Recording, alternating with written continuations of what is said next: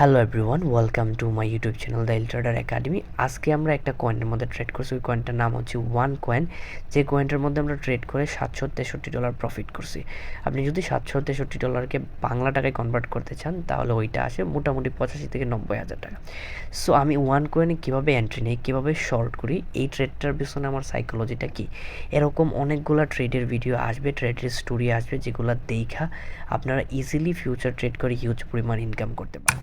এই ভিডিওটা পুরোপুরি দেখবেন। আরও ক্রেজি ট্রেডিং স্ট্র্যাটেজি নিয়ে, ট্রেডিংয়ের সাইকোলজি নিয়ে, ট্রেডিংয়ের স্টোরি নিয়ে ডেইলি একটা করে ভিডিও আসবে।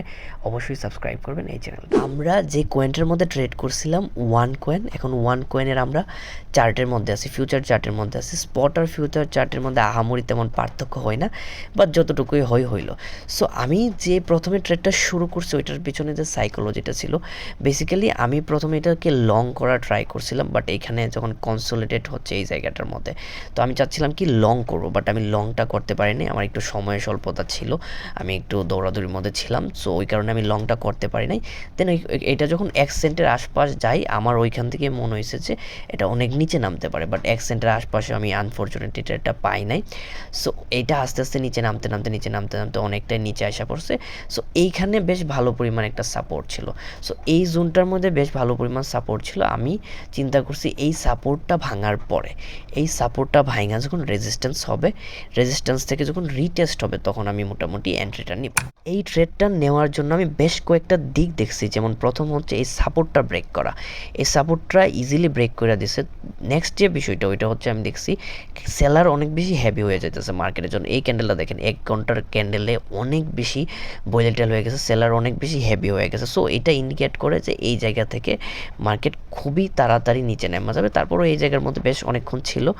সো আমি করছি কি, যখন এই সাপোর্টটা ব্রেক করে এইখানে এসে রিটেস্ট করছে, ওই রিটেস্ট থেকে আমি শর্ট করা শুরু করছি 96 থেকে। অ্যাকচুয়ালি ভাবলাম আপনাদের খাতা কলমের মধ্যে আমি দেখাইতে। বেসিক্যালি যখন প্রাইসটা মুভ করা শুরু করে, এখান থেকে আইসা তারপরে আবার রিটেস্ট করে, সো এই জোনটাকে ভেঙে আবার উপরে যায়।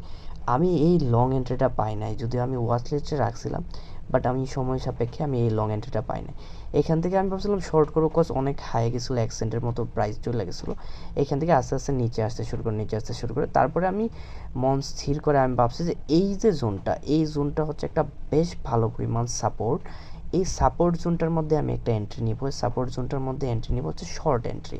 সো সাপোর্ট জোনটার মধ্যে শর্ট এন্ট্রি নিতে গেলে সাপোর্ট ভাঙার পরে যখন সাপোর্টটা রিটেস্ট হয়, রিটেস্ট হওয়ার পরে যখন আবার নিচে নামা শুরু করে, তখন আমি ভাবছিলাম ট্রেড নিব। সো প্রথমে সাপোর্টটা ইজিলি ব্রেক হয় যেভাবে আমি ভাবছিলাম ওইভাবেই।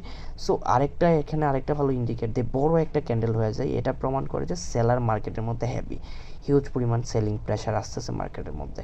সো হয় কি, ওইটা সাপোর্টটা ভাঙার পরে এখানে একটা রিটেস্ট হয়, রিটেস্ট করার জন্য আসে। ওই রিটেস্টের মধ্যেই অ্যাকচুয়ালি আমার এন্ট্রিটা হয়। রিটেস্টের মধ্যে আমি এন্ট্রিটা নেই। এন্ট্রিটা নেওয়ার পরে এইখানে আর এই ট্রেডটা লসে একবারও যায় না, প্রথম থেকে প্রফিটেবল হয়ে নিচে আসা পড়ে। সো আমার টার্গেট হচ্ছে যে এই জোনটার আশপাশে আসলে আমি সেল করে দেবো। লাইক আমার শর্ট করার এখানে শুরু হয়েছে, এইখানে আমি শেষ করে দেবো, বাই করে অর্ডারটা কমপ্লিট করে দেবো। সো এরকমটাই হয়। আমি 0.096 থেকে শুরু করি, দেন 0.093 আশপাশের মধ্যে আমি মার্কেট থেকে আউট হই।